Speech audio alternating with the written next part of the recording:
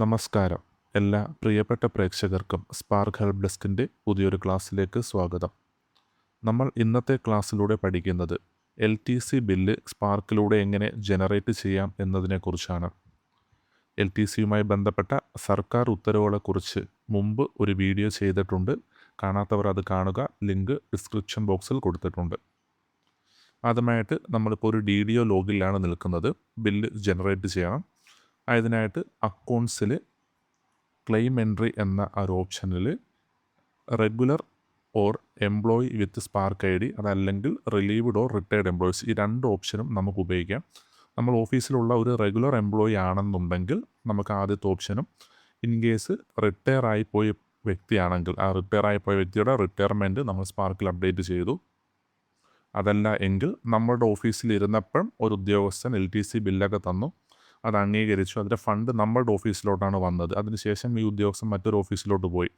അങ്ങനെയുള്ള കേസിൽ നമുക്ക് ഫണ്ട് കിട്ടിയാൽ നമുക്ക് നമ്മളുടെ ഓഫീസിൽ നിന്ന് തന്നെ ബില്ല് മാറി കൊടുക്കാൻ കഴിയുന്നതാണ്. അതുകൊണ്ട് നമ്മളിപ്പം ബില്ല് ജനറേറ്റ് ചെയ്യുന്ന ഉദ്യോഗസ്ഥൻ ഏത് വിഭാഗത്തിൽ പെടുന്നതാണോ അതിനനുസരിച്ച് അവിടെ സെലക്ട് ചെയ്യുക. ഞാനിപ്പോൾ അവിടെ റെഗുലർ എംപ്ലോയി വിത്ത് സ്പാർക്ക് ID എന്നൊരു ഓപ്ഷനാണ് സെലക്ട് ചെയ്യുന്നത്. ഇപ്പോൾ സർവീസിലുള്ളതും നിലവിൽ വർക്ക് ചെയ്യുന്ന അതേ ഓഫീസിൽ തന്നെയാണ് ഈ ജീവനക്കാരനുള്ളത്. അതുകൊണ്ട് ആദ്യത്തെ ഓപ്ഷൻ ഞാൻ അവിടെ സെലക്ട് ചെയ്യുകയാണ്. അപ്പോൾ ഒരു പുതിയൊരു വിൻഡോ ഓപ്പൺ ആയിട്ട് വന്നു. അതിനകത്ത് നമ്മൾ കുറച്ച് കാര്യങ്ങൾ ഫില്ല് ചെയ്ത് കൊടുക്കണം. അതായത് നമ്മുടെ department, office, name of treasury അവിടെ വരും. നേച്ചർ ഓഫ് ക്ലെയിമിൽ നമ്മൾ LTC ഫൈനൽ എന്നതാണ് നമ്മളത് സെലക്ട് ചെയ്ത് കൊടുക്കേണ്ടത്. അതിന് തൊട്ട് താഴെ DDO കോഡ് നമ്മൾ സെലക്ട് ചെയ്യുക. പീരീഡ് ഓഫ് ബില്ല് എന്നെടുത്ത് ഈ വ്യക്തി എന്ന് മുതൽ എന്നിവരാണോ LTC ക്ലെയിം ചെയ്ത് ആ ഒരു പീരീഡ് സെലക്ട് ചെയ്യുക. പലപ്പോഴും നമ്മൾ ആ പീരീഡ് എന്ന ഭാഗത്ത് നമ്മൾ ഏത് മാസമാണോ ബില്ല് ജനറേറ്റ് ചെയ്യുന്നത് ആ മാസത്തിൻ്റെ ആദ്യത്തെയും അവസാനത്തെയും ദിവസം കൊടുക്കുകയാണ് പലരും ചെയ്തു വരുന്നത്. അത് തെറ്റാണ്. കാരണമെന്ന് പറയുന്നത്, ഇപ്പം ഇൻ കേസ് 31/5/2025 റിട്ടയർ ആയൊരു വ്യക്തിയാണ്. അപ്പം ആ വ്യക്തി റിട്ടയർ ആയതിനു ശേഷമാണ് മിക്കവാറും എല്ലാവരും റിട്ടയർ ആവുന്ന സമയത്തായിരിക്കും LTC എടുക്കുന്നത്. അപ്പം ഇതൊക്കെ ചെയ്തു. ഫണ്ട് വന്നത് റിട്ടയർ ആയതിനു ശേഷമുള്ള ഡേറ്റിലാണ്. ഇപ്പോൾ ഉദാഹരണത്തിന് 7-ാം മാസമാണ് വന്നത്. നമ്മൾ പീരീഡ് ഓഫ് ബില്ലിൽ 1/7/2025 ടു 31/7/2025 കൊടുത്ത് താഴെ ഈ ഉദ്യോഗസ്ഥനെ ലിസ്റ്റ് ചെയ്യണം. അവിടെ ഈ ഉദ്യോഗസ്ഥൻ്റെ പേര് വരത്തില്ല. കാരണം ആ ഉദ്യോഗസ്ഥൻ 7-ാം മാസം ആ ഒരു പീരീഡിൽ 7/2025 എന്ന പീരീഡിൽ സർവീസിലില്ല. അതുകൊണ്ട് താഴെ അത് ലിസ്റ്റ് ചെയ്തില്ല. അതുകൊണ്ട് നമ്മൾ പീരീഡ് ഓഫ് ബില്ല് ഈ ഉദ്യോഗസ്ഥൻ എപ്പോഴാണോ ഈ LTC ക്ലെയിം ഇത് ചെയ്തത്, ഏത് സമയത്താണോ യാത്ര പോയത് ആ ഒരു പീരീഡ് തന്നെ കൃത്യമായിട്ട് സെലക്ട് ചെയ്യാൻ ശ്രദ്ധിക്കുക. ഇനി അടുത്തത് expenditure head of account select ചെയ്യണം. ഈ LTCയുടെ expenditure head of account last 0404 ആയിരിക്കും. അത് നമ്മളുടെ പ്രൊസീഡിങ്സിൽ ഈ ഉദ്യോഗസ്ഥന് LTC ബില്ലുകൾ കൊടുത്തതിന് ശേഷം അദ്ദേഹത്തിൻ്റെ കൺട്രോളിംഗ് ഓഫീസർ ഒരു പ്രൊസീഡിങ്സ് ആക്കി തരുമല്ലോ, അതിൻ്റെ ഏറ്റവും താഴെയായിട്ട് ഏത് ഹെഡ് ഓഫ് അക്കൗണ്ടിൽ നിന്നാണ് ഈ പൈസ ചിലവഴിക്കേണ്ടതെന്ന് കൃത്യമായിട്ട് കാണും. അത് നമ്മളിവിടെ നോക്കി സെലക്ട് ചെയ്യുക. അതിനുശേഷം സാലറി ഹെഡ് ഓഫ് അക്കൗണ്ട്, ഈ ഉദ്യോഗസ്ഥൻ്റെ സാലറി ഹെഡ് ഓഫ് അക്കൗണ്ടും കൃത്യമായിട്ട് അവിടെ സെലക്ട് ചെയ്യുക. അതിനുശേഷം മോഡ് ഓഫ് പേയ്മെൻറ്റ് ഞാനിവിടെ എംപ്ലോയീസ് TSB ആണ് കൊടുക്കുന്നത്. കാര്യം ഇത് സർവീസിലുള്ള ഒരു വ്യക്തി ആയതുകൊണ്ട് എംപ്ലോയീസ് TSB ഞാനവിടെ കൊടുത്തു. അതിന് ശേഷം നമ്മൾ തൊട്ട് താഴോട്ട് വന്ന് ഈ ലെഫ്റ്റ് സൈഡിലുള്ള പെന്ന് എന്നൊരു ഭാഗത്ത് സെലക്ട് ചെയ്ത് ഈ ഉദ്യോഗസ്ഥൻ്റെ പെൻ നമ്പർ നമ്മളവിടെ സെലക്ട് ചെയ്യണം. പെൻ നമ്പർ സെലക്ട് ചെയ്യുമ്പോഴത്തേക്കും ഉദ്യോഗസ്ഥൻ്റെ നെയിമും ഡെസിഗ്നേഷനും അവിടെ ലിസ്റ്റ് ചെയ്യും. അതിനുശേഷം മന്ത് ഓഫ് ജേർണി, ഏത് മാസമാണോ യാത്ര പോയത്, ഇത് 5-ാം മാസമാണ്, അത് കൊടുത്തു. ഇയർ ഓഫ് ജേർണി 2025 അത് കൊടുത്തു. അതിനുശേഷം മന്ത് ഓഫ് ക്ലെയിം എന്നതിൽ ഏത് മാസമാണോ നമ്മൾ ഈ ക്ലെയിം ജനറേറ്റ് ചെയ്യുന്നത്, ഇത് 9-ാം മാസം സെപ്റ്റംബർ 2025 ക്ലെയിം ജനറേറ്റ് ചെയ്യുന്നത്. ഈ ബില്ല് എടുക്കുന്നത് ഏത് മാസമാണോ. അപ്പോൾ ഞാനവിടെ മന്ത് ഓഫ് ക്ലെയിമിൽ 9-ഉം ഇയർ ഓഫ് ക്ലെയിമിൽ 2025 കൊടുത്തു. അതിനുശേഷം ഈ less advance, refund amount, refund date, refund ചെല്ലാൻ നമ്പർ ഇതൊക്കെ സ്കിപ്പ് ചെയ്യുക. അതെല്ലാം സ്കിപ്പ് ചെയ്തതിന് ശേഷം സാങ്ഷൻ ഓർഡർ നമ്പറിൽ ഏത് ഉത്തരവ്, നമ്മളുടെ കൺട്രോളിംഗ് ഓഫീസർ നമുക്കൊരു ഉത്തരവ് തന്നല്ലോ, ആ ഉത്തരവിൻ്റെ നമ്പരും സാങ്ഷൻ ഓർഡർ ഡേറ്റും നമ്മളവിടെ എൻ്റർ ചെയ്യുക. അതിനുശേഷം എത്ര രൂപയാണോ ഈ ഉദ്യോഗസ്ഥന് LTC ഇനത്തിൽ അനുവദിച്ച് കിട്ടിയത് അതും പ്രൊസീഡിങ്സിലുണ്ടാവും. അതും എമൗണ്ട് പേയബിൾ എന്ന ഭാഗത്ത് നമ്മൾ എൻ്റർ ചെയ്ത് ആ വലതുവശത്തുള്ള ഇൻസേർട്ടിൽ ക്ലിക്ക് ചെയ്യുക. അപ്പോഴത്തേക്കും ഈ ഒരു ക്ലെയിം ഇൻസേർട്ട് ആയിട്ടുണ്ട്. അതിനുശേഷം സബ്മിറ്റ് ബട്ടൺ ക്ലിക്ക് ചെയ്യുന്നതോടുകൂടി ബില്ല് ഈ ഒരു ക്ലെയിം ബില്ല് സബ്മിറ്റ് ആകുന്നതാണ്. ഒരു കാര്യം കൂടി നമ്മളിവിടെ ശ്രദ്ധിക്കുക. ഞാൻ മുമ്പ് പറഞ്ഞു ഈ less advance refund amount, refund date, refund challan number ഇതൊക്കെ സ്കിപ്പ് ചെയ്യാൻ പറഞ്ഞു.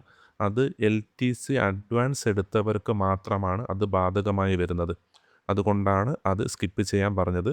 ഉദാഹരണത്തിന് ഈ ഒരു വ്യക്തി LTC അഡ്വാൻസ് എടുത്തതിന് ശേഷം പിന്നീട് ഇത് സെറ്റിൽ ചെയ്യുന്ന ബില്ലായിരുന്നു ഇതെങ്കിൽ നമ്മളവിടെ ആ ലെസ് അഡ്വാൻസിൽ അവിടെ ഒരു ആരോ ബട്ടണിൽ ക്ലിക്ക് ചെയ്യുമ്പോൾ നമ്മൾ എടുത്ത അഡ്വാൻസ് എമൗണ്ട് അവിടെ വരും.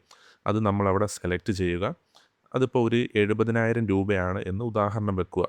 അതിനുശേഷം റീഫണ്ട് എമൗണ്ട് എന്നെടുത്ത് ഈ വ്യക്തി 70,000 രൂപ അഡ്വാൻസ് എടുത്തു. അതിനുശേഷം യാത്ര പോയി ബില്ലുകളെല്ലാം നമ്മളുടെ കൺട്രോളിംഗ് ഓഫീസർക്ക് സബ്മിറ്റ് ചെയ്തു. കൺട്രോളിംഗ് ഓഫീസർ അതെല്ലാം പരിശോധിച്ച് 50,000 രൂപയാണ് അനുവദിച്ച് തന്നത് എങ്കിൽ നമ്മളെ കയ്യിലുള്ള അധികമായുള്ള 20,000 രൂപ, അതായത് 70,000 രൂപയാണ് നമുക്ക് തന്നത്, പക്ഷേ 50,000 രൂപ അനുവദിച്ച് വന്നോളൂ. അപ്പം ആ ഒരു 20,000 രൂപ നമ്മൾ തിരികെ സറണ്ടർ ചെയ്യേണ്ടതായിട്ടുണ്ട്.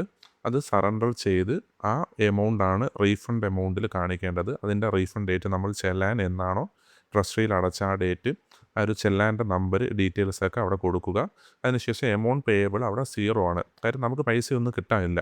ഇൻ കേസ് നമ്മൾ 70,000 രൂപ എടുത്തു, നമുക്ക് 90,000 രൂപയുടെ ക്ലെയിം വന്നു എങ്കിൽ നമ്മൾ ആ റീഫണ്ടിൻ്റെ അവിടെയൊക്കെ 0 കൊടുത്തതിന് ശേഷം എമൗണ്ട് പേയബിളിൽ നമുക്ക് എത്ര രൂപയാണോ അധികം കിട്ടേണ്ടത്, നമുക്ക് 70,000 രൂപയാണ് സർക്കാർ അനുവദിച്ച് തന്നത്, പക്ഷേ നമ്മുടെ കയ്യിൽ നിന്ന് 90,000 രൂപയെ അത് നമ്മളുടെ കൺട്രോളിംഗ് ഓഫീസർ അനുവദിച്ച് തന്നു. അപ്പം 20,000 രൂപ നമുക്ക് അധികമായി വേണം. അങ്ങനെയുള്ള സമയത്ത് ഇതെല്ലാം റീഫണ്ട് ഡേറ്റ് അതൊക്കെ നമ്മൾ നില്ല് കൊടുത്തതിന് ശേഷം എമൗണ്ട് പേയബിളിൽ 20,000 രൂപ എൻ്റർ ചെയ്ത് നമുക്ക് ഇൻസേർട്ട് ചെയ്ത് ക്ലെയിം സബ്മിറ്റ് ചെയ്യാവുന്നതാണ്. ഇപ്പോൾ നമ്മൾ ക്ലെയിം എൻട്രി വരുത്തി. ഇനി ആ ഒരു ക്ലെയിം അപ്രൂവൽ ചെയ്യേണ്ടതായിട്ടുണ്ട്. അതിനായിട്ട് നമ്മൾ അക്കൗണ്ട്സിൽ ക്ലെയിം അപ്രൂവലിൽ regular employees with spark I D or nominees ആ ഒരു ഓപ്ഷൻ വഴി നമുക്ക് ക്ലെയിം അപ്രൂവൽ ചെയ്യാവുന്നതാണ്. ആ ഒരു ഓപ്ഷനിൽ നമ്മൾ ക്ലിക്ക് ചെയ്യുക. പുതിയൊരു വിൻഡോയിൽ വന്നു. അതിൽ നമ്മൾ ആ ഒരു സെലക്റ്റിൽ ക്ലിക്ക് ചെയ്യുന്നതോടുകൂടി വലതുവശത്ത് ആ ഒരു ക്ലെയിം ഡീറ്റെയിൽസ് എല്ലാം ലിസ്റ്റ് ചെയ്യും. അതെല്ലാം നമ്മൾ കൃത്യമാണോ എന്ന് പരിശോധിച്ച് തൊട്ട് താഴോട്ട് വന്ന് ആ ഒരു അപ്രൂവൽ റിജക്ഷൻ കമൻറ്റിൽ ഇപ്പം ഇത് വേറെ കുഴപ്പമൊന്നുമില്ല, അതുകൊണ്ട് ഞാനത് അപ്രൂവ് ചെയ്യുകയാണ്. അത് അപ്രൂവ് ചെയ്യുന്നതോടുകൂടി ക്ലെയിം അപ്രൂവ് ആകുന്നതാണ്. അതിന് ശേഷം ഇനി ഈ ഒരു ബില്ല് നമ്മൾ മേക്ക് ചെയ്യണം. മേക്ക് ചെയ്യുന്നതും അക്കൗണ്ട്സ് മെനുവിൽ നിന്നാണ്. അക്കൗണ്ട്സിൽ ബിൽസിൽ make bill from approved claims ആ ഒരു ഓപ്ഷനിൽ ക്ലിക്ക് ചെയ്യുക. പുതിയൊരു വിൻഡോയിൽ നിന്നും department, office, DDO code, nature of claim LTC ഫൈനലാണ്. LTC ഫൈനൽ ക്ലിക്ക് ചെയ്യുമ്പം LTC ഫൈനലിലുള്ള ബില്ലുകളെല്ലാം അവിടെ ലിസ്റ്റ് ചെയ്യും. അതിന് ആ ലെഫ്റ്റ് സൈഡിലുള്ള സെലക്റ്റിൽ ക്ലിക്ക് ചെയ്ത് നമ്മൾ ആ ബിൽ വിവരങ്ങളെല്ലാം പരിശോധിക്കുക.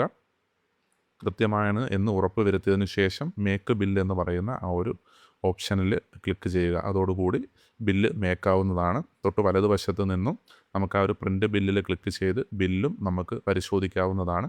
അതിൽ ആ ഹെഡ് ഓഫ് അക്കൗണ്ടുകളൊക്കെ കൃത്യമാണോ എന്ന് നമ്മൾ ഉറപ്പിക്കുക.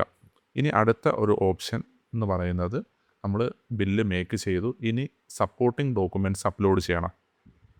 ഇവിടെ നമുക്കുടെ കൺട്രോളിംഗ് ഓഫീസർ അപ്രൂവ് ചെയ്ത് അംഗീകരിച്ച് തന്ന പ്രൊസീഡിങ്സ്, അതുപോലെ തന്നെ നമ്മുടെ LTC ബില്ല്, ഇത് രണ്ടുമാണ് അപ്ലോഡ് ചെയ്യേണ്ടതായിട്ടുള്ളത്. അതിനായിട്ട് നമ്മൾ അക്കൗണ്ട്സിൽ ബിൽസിൽ അപ്ലോഡ് സപ്പോർട്ടിംഗ് ഡോക്യുമെൻറ്റ്സ് എന്ന ആ ഒരു ഓപ്ഷനിൽ ക്ലിക്ക് ചെയ്യുക. ആ ഒരു വിൻഡോയിൽ നിന്ന് നമ്മുടെ department, office, DDO code, type of bill non സാലറിയാണ് സെലക്ട് ചെയ്യേണ്ടത്. ബിൽ നേച്ചർ LTC ഫൈനൽ അത് ക്ലിക്ക് ചെയ്യുക. അപ്പം സെലക്ട് ബില്ലിൽ ആ ഒരു LTC ബില്ല് അവിടെ വരും. ആയതിനു ശേഷം അത് താഴോട്ട് വന്ന് നമ്മൾ select document type to be അപ്ലോഡഡിൽ ആദ്യം നമ്മൾ എൻടൈറ്റിൽമെൻറ്റ് സാങ്ഷൻ ഓർഡറിൽ ക്ലിക്ക് ചെയ്ത് ആഡ് ഡോക്യുമെൻറ്റ് കൊടുത്തു. താഴെയുള്ള ആ ചൂസ് ഫയലിൽ നിന്നും നമ്മളുടെ സാങ്ഷൻ ഓർഡർ എവിടെയാണോ സേവ് ചെയ്ത് വെച്ചേക്കുന്നത് അത് സെലക്ട് ചെയ്യുന്നു. വീണ്ടും ആഡ് ഡോക്യുമെൻറ്റ്സിൽ വന്നിട്ട് ഞാൻ അവിടെ അതർ ഡോക്യുമെൻറ്റ്സിലാണ് ബിൽസ് ആഡ് ചെയ്യുന്നത്. അതും സെലക്ട് ചെയ്ത് ചൂസ് ഫയലിൽ നിന്നും ആ ഒരു ബിൽസ് കംപ്രസ് ചെയ്ത് വെച്ചിട്ടുണ്ട്. നമ്മളിവിടെ ഒരു കാര്യം ശ്രദ്ധിക്കുക, ബില്ല് അപ്ലോഡ് ചെയ്യേണ്ടത് എത്ര പേജുണ്ടോ അത് ഒരു പേജിന് 100 KB എന്ന രീതിയിലാണ് വരേണ്ടത്. ഇപ്പോൾ 10 പേജ് ഉണ്ടെങ്കിൽ 1 MBക്കുള്ളിലായിരിക്കണം നമ്മൾ അപ്ലോഡ് ചെയ്യുന്ന PDF ഉള്ളത്. ഒരു കാര്യം കൂടി ശ്രദ്ധിക്കുക, പരമാവധി 2 MB വരെ നമുക്ക് ഒരൊറ്റ PDFൽ അപ്ലോഡ് ചെയ്യാൻ പറ്റത്തുള്ളൂ. അതും കൂടി ശ്രദ്ധിക്കുക. അതിനനുസരിച്ച് നമ്മുടെ ബില്ല് കംപ്രസ് ചെയ്ത് വെക്കുക. ബില്ല് കംപ്രസ് ചെയ്യുന്നതിനെക്കുറിച്ച് നമ്മളൊരു വീഡിയോ ചെയ്തിട്ടുണ്ട്. എങ്ങനെ ക്വാളിറ്റി കുറയാതെ ബില്ലിൻ്റെ ക്വാളിറ്റി കുറയാതെ അതിനെ കംപ്രസ് ചെയ്യാമെന്നതിനെക്കുറിച്ച്. അതിൻ്റെ ലിങ്ക് ഡിസ്ക്രിപ്ഷൻ ബോക്സിൽ കൊടുത്തിട്ടുണ്ട്. കാണാത്തവരത് കാണുക. അതിനുശേഷം നമ്മൾ ഏറ്റവും താഴെയുള്ള ഫോർവേഡ് ഫോർ അപ്രൂവലിൽ കൊടുക്കുന്നതോടുകൂടി ഇത് ഇ സബ്മിഷൻ എന്ന് പറയുന്ന ഒരു സെക്ഷനിലോട്ട് പോകുന്നതാണ്. ഇ സബ്മിറ്റ് ചെയ്യാനായിട്ട് നമ്മൾ അതും അക്കൗണ്ട്സിൽ ബിൽസിൽ ഇ സബ്മിറ്റ് ബിൽ എന്നൊരു ഓപ്ഷനിൽ ക്ലിക്ക് ചെയ്ത് ഡിപ്പാർട്ട്മെൻറ്റ്, ഓഫീസ്, ബിൽ നേച്ചർ ഇത് ഇത്രയും സെലക്ട് ചെയ്യുക. പിന്നെ DDO കോഡും കൂടെ സെലക്ട് ചെയ്യുമ്പോഴത്തേക്കും ആ ഒരു LTC ബില്ല് താഴെ ലിസ്റ്റ് ചെയ്യുന്നതാണ്. അതിൻ്റെ വലതുവശത്തുള്ള സെലക്റ്റിൽ ക്ലിക്ക് ചെയ്യാം. പിന്നീട് ആ വലതുവശത്തുള്ള click here to view supporting documents എന്നതിൽ ക്ലിക്ക് ചെയ്യുമ്പോഴത്തേക്ക് നമ്മൾ അപ്ലോഡ് ചെയ്ത ഡോക്യുമെൻ്റ് ഉൾപ്പെടെയുള്ള ബില്ല് അവിടെ ലിസ്റ്റ് ചെയ്യും. അതെല്ലാം കൃത്യമാണോ എന്ന് നമ്മൾ ഒന്നുകൂടി ഉറപ്പിക്കുക. അതിനുശേഷം ഉള്ള ആ ഒരു താഴെയുള്ള ആ ഒരു ഡിക്ലറേഷൻ ബോക്സിൽ ടിക്ക് ചെയ്ത് അപ്രൂവ് ആൻഡ് ആ സബ്മിറ്റിൽ ക്ലിക്ക് ചെയ്ത് നമ്മളുടെ DSC ടോക്കൺ പാസ്വേഡ് എൻ്റർ ചെയ്ത് നമുക്ക് ബില്ല് ഇ സബ്മിറ്റ് ചെയ്യാവുന്നതാണ്. LTCയുമായി ബന്ധപ്പെട്ട എല്ലാ കാര്യങ്ങളും നമ്മൾ 2 വീഡിയോയിലായിട്ട് കവർ ചെയ്തിട്ടുണ്ട്. LTCയുടെ ഉത്തരവുകളെ സംബന്ധിച്ച് നമ്മൾ ആദ്യം ഒരു വീഡിയോ ചെയ്തു. LTC ബില്ല് എങ്ങനെ സ്പാർക്കിൽ ജനറേറ്റ് ചെയ്യാമെന്ന് ഇപ്പോഴത്തെ ഈ ഒരു ക്ലാസ്സിലൂടെ നമ്മൾ പഠിച്ചു. ഇതുമായി ബന്ധപ്പെട്ട് എന്തെങ്കിലും സംശയങ്ങളുണ്ടെങ്കിൽ കമൻ്റായിട്ട് രേഖപ്പെടുത്തുക. നമുക്ക് പുതിയൊരു ക്ലാസ്സുമായിട്ട് വീണ്ടും കാണാം. നന്ദി.